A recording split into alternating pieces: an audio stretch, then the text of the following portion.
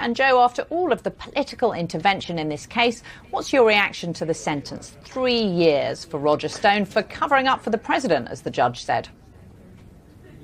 Hi, Laura. Well, tough words from Judge Jackson today about Mr. Stone, but at the end of the day, I think that he came away with a sentence that could have been a lot worse. And it kind of came full circle, right? I mean, the 40 months that he was sentenced to today is right in line with the 3 to 4 year recommendation that the Attorney General made after overruling the 7 to 9 year recommendation from the original trial team.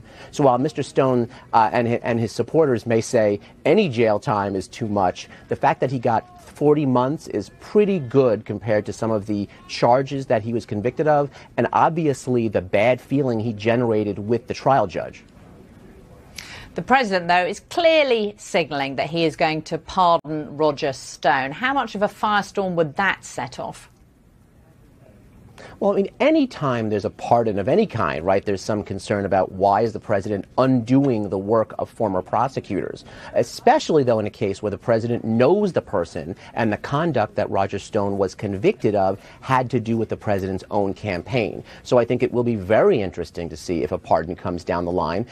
Not to mention, but before that may happen, how else this unfolds, because the president made that strange comment today about seeing Roger Stone exonerated. I'm really not sure what he meant by that, but he's certainly signaling that Mr. Stone has his continued support despite his conviction and today his sentencing by Mr. Trump's own Justice Department. Well, that Justice Department has been under tremendous political pressure. Do you think it's holding firm as a former prosecutor, Joe? Well, Laura, I think that the Attorney General may have gotten some vindication today that, in fact, the sentence was so close to what he recommended. But at the end of the day, it's hard to say anything but the fact this was handled really poorly over the last 2 weeks. At worst, it looks like the Justice Department succumbed to political pressure from the White House, which is something that really would break down the way our system works. At best, even if you don't ascribe to that theory, it was sloppy. It looked like the Department of Justice did not have its house in order. And the fact that it kind of reached into the court after the first trial lawyers made their recommendation, changed that recommendation, and then we saw the entire trial team resign, it was definitely one of the worst spectacles we have seen in the Justice Department as far as I can remember. Roger Stone is asking for a new trial. How likely is it that he gets one? So there is the technical issue as to whether or not the jury foreperson had some biases that she failed to disclose during the voir dire process when the jurors were first vetted.